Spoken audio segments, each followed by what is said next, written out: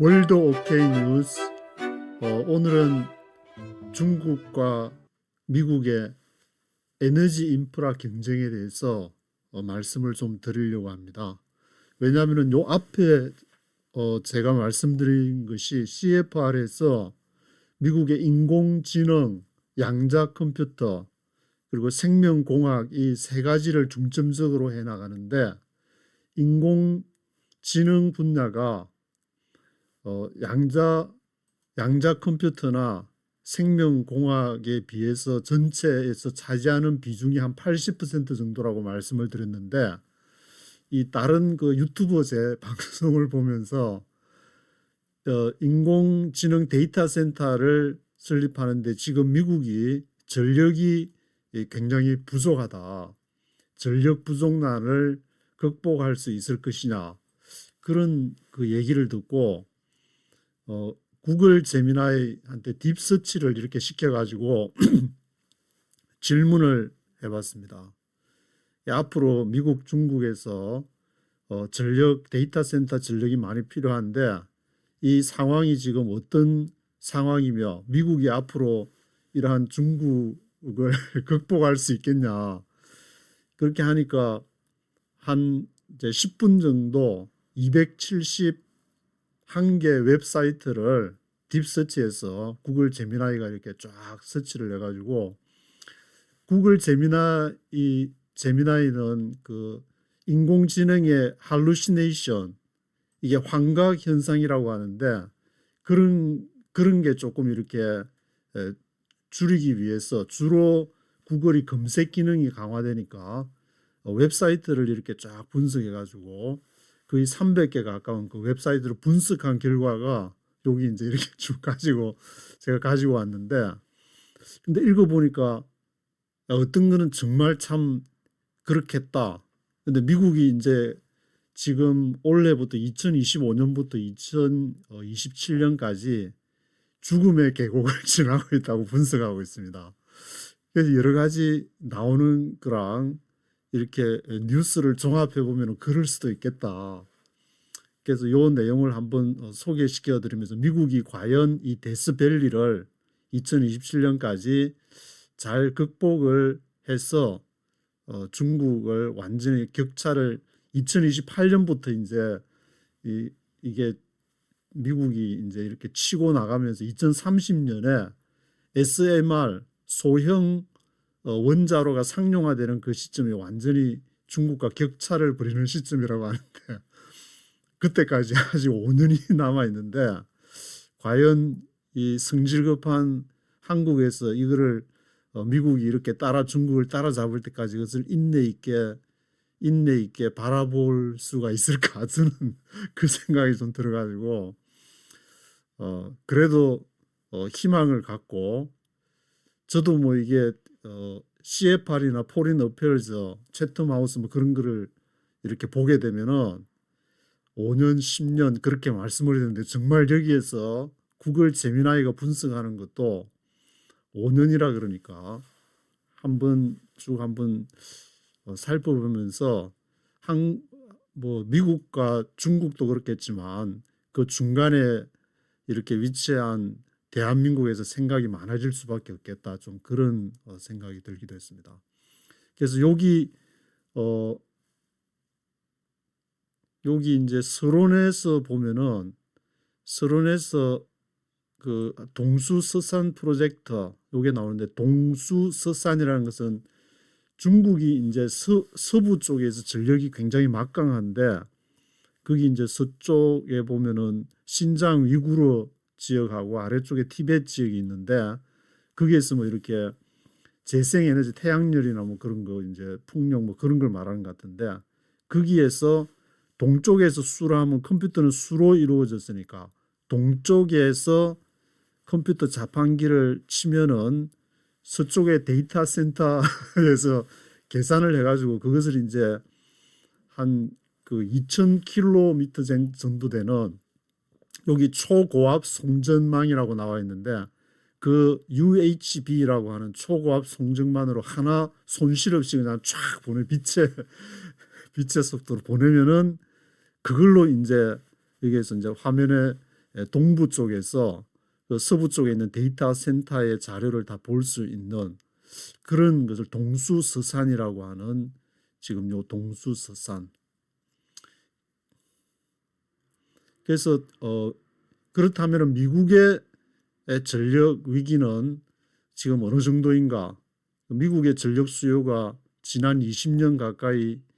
연평균 0.5% 미만의 정체 상태를 유지하고 있다 그럽니다. 0.5%니까 굉장히 지금 거의 이게 성장이 정체된 상태인데, 왜냐하면은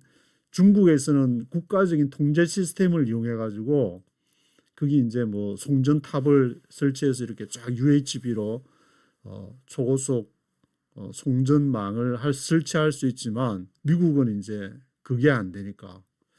그런 문제들을 얘기하면서, 지금 이제 세계 데이터 센터 전력 소비량이 어느 정도 증가할 거냐면 2022년 대비 2배로 지금 증가를 할 수가 있다. 그래서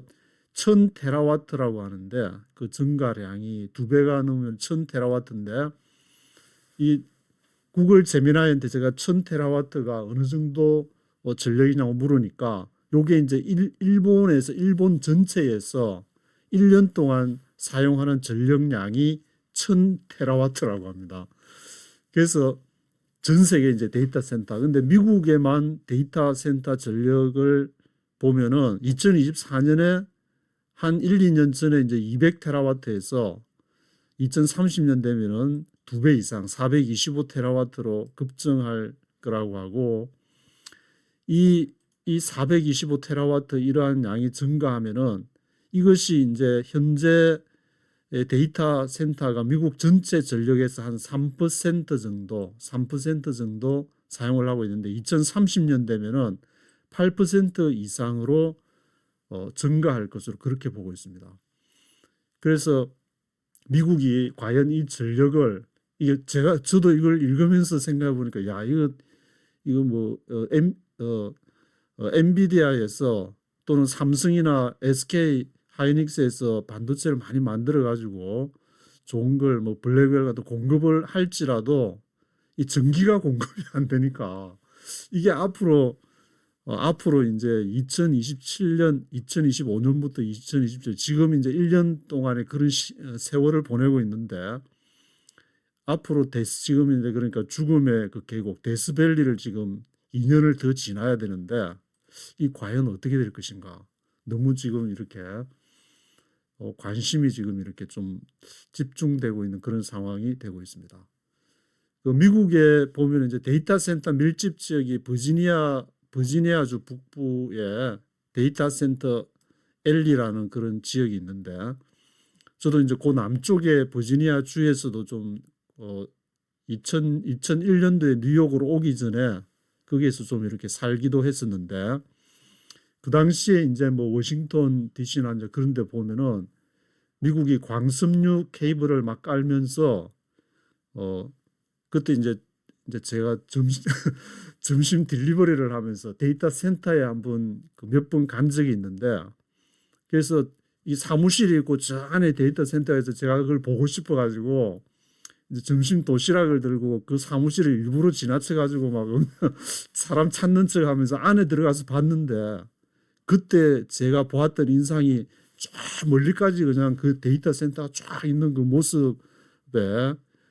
야, 어마어마하게 이렇게 큰 데이터 센터가 있을 수 있냐, 그런 생각을 한 적이 있는데, 그게 지금 이제 거의 30년이 다 돼가는 그런 시점인데, 근데 미국은 그 사이에 송전망에 대한 그런 관심이나 이 투자보다는 데이터 센터 쪽으로 많이 해왔고, 그리고 이제 2001년도에 여기 이제 뉴욕에 오면서 뭐 나인운전 사태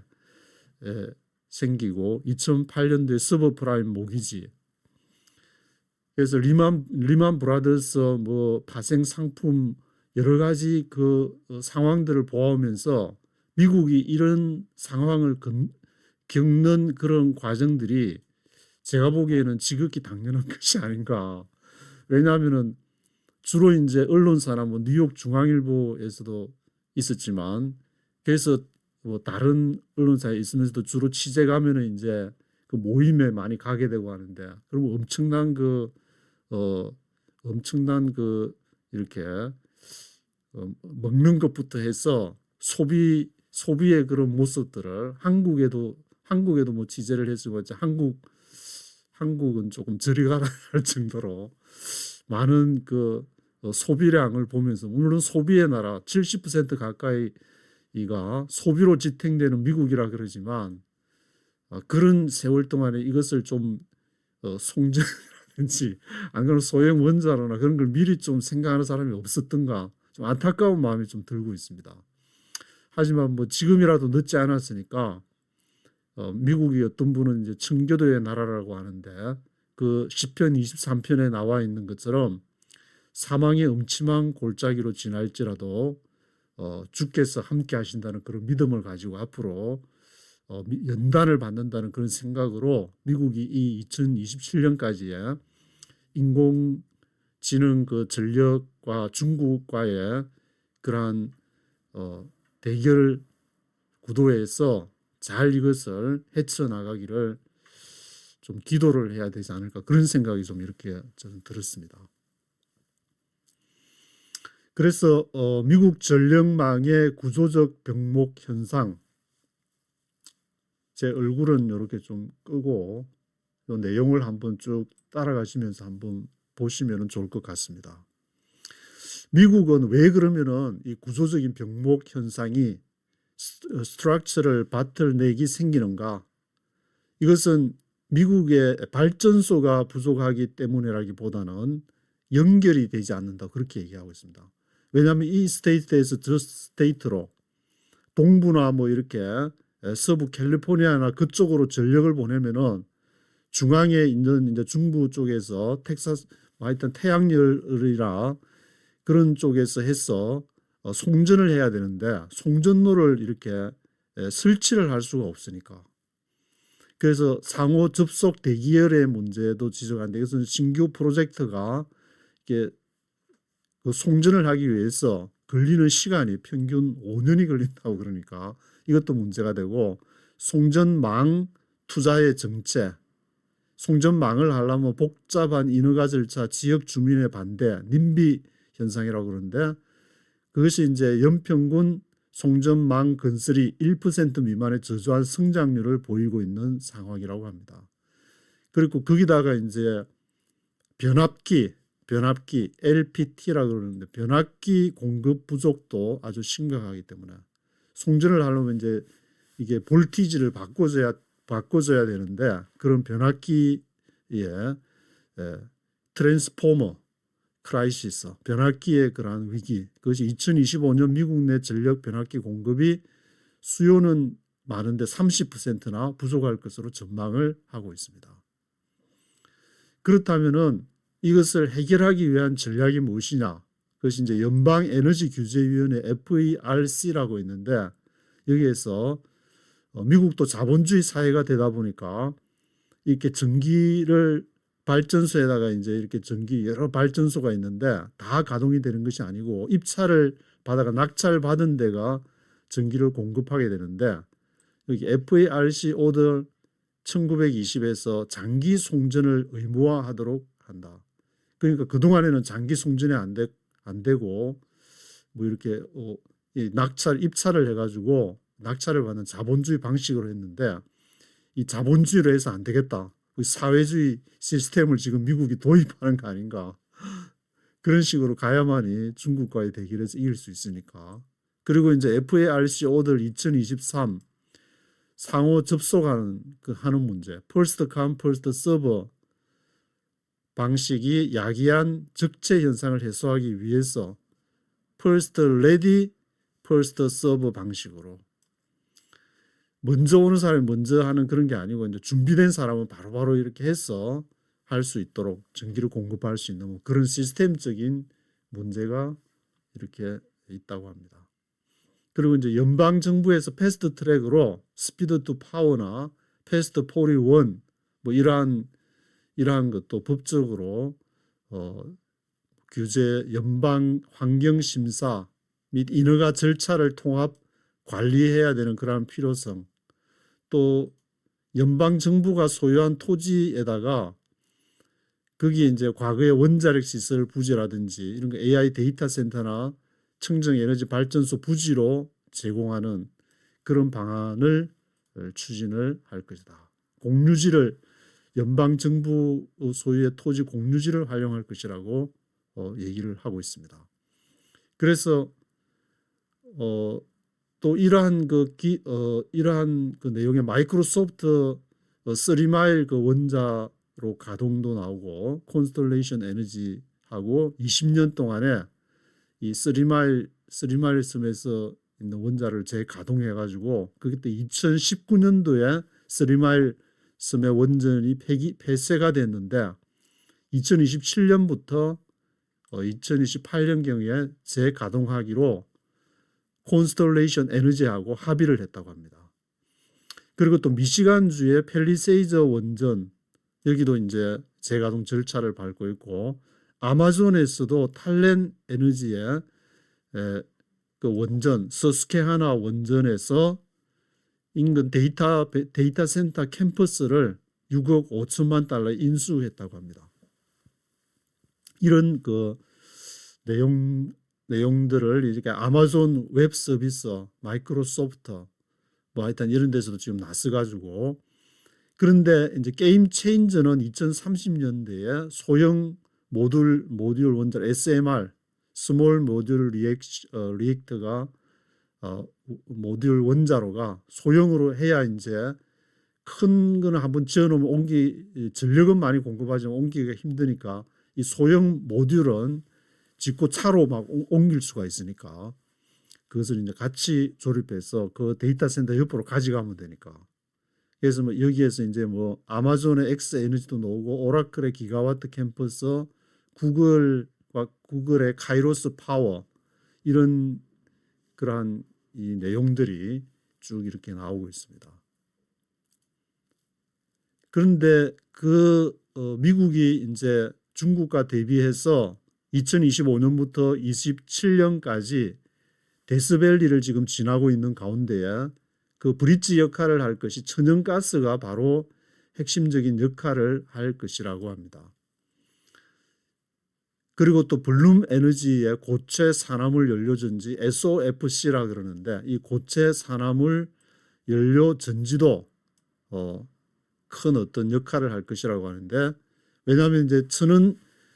천연가스나 이 수소를 이용하게 되면은 바로 옆에서 천연가스를 공급을 해가지고 이 데이터 센터에 전력을 공급할 수 있으니까 그리고 고체 산화물인 연료 전지도 거기에서 사용할 수 있으니까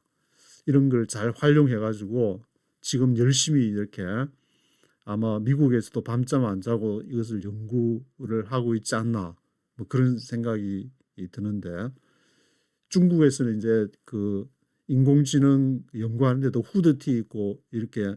일을 하다가 잠 오면은 자고 또 일어나면 또 일하고 그런 얘기들이 막 들리는데 아주 그냥 전쟁이 다른 게 전쟁이 아니고 지금 인공지능 전쟁이 이렇게 벌어지고 있는 것 같습니다. 그래서 중국 전력망하고 이제 비교를 해가지고 중국 전력망을 이제 이렇게 800볼트, 1000볼트 뭐 이렇게 초고압 송전망 이 세 개를 지금 선도하고 있는데 2,000km 이상을 서부에 있는 것을 동부 데이터 수요지로 서부에 그 데이터 센터를 돌려가지고 거기에서 동부 쪽으로 송전을 하는 동수서산 이 인프라가 지금 중국이 우위에 있는 것을 지적을 하고 있습니다. 그래서 중국은 2030년까지 약 400기가와트의 예비 전력 용량을 확보할 것으로 예상이 되는데 물리적인 전력 공급량에는 문제가 없을 것이다. 중국이. 그런데 중국의 이제 아킬레스건이 뭔지를 이렇게 분석을 하는 것을 읽어보니까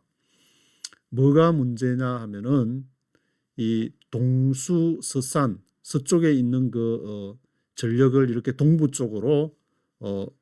이렇게 보내는데 레이턴시 문제를 완벽히 해결하지 못했다. 아무래도 2000km를 가다 보니까 레이턴시가 있는데